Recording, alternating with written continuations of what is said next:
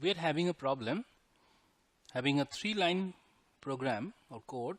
We have to find out what is the output. In the first line, x is equals to 10, y equal to 13. That is the initialization of an x and y. Then in the second line, a equal to x ampersand y. This is the bitwise operator, bitwise AND. Then after this operation, the value will be stored to a, and finally the print statement will print the value of a. We are having 4 options: 6, 8, 10 and 13. Now we are coming down to the solution.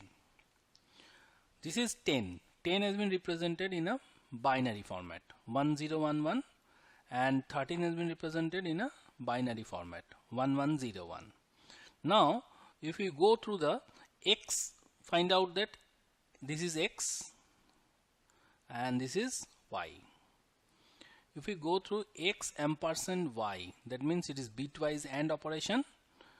That means if 1 0 it is 0, 0 1 it is also 0, 0 1 it is also 0, and 1 1 it is 1. That is the concept of bitwise AND, and that is what is the value of this? It is equals to 8. Now we are running the code. We will check it out. What is the value is showing.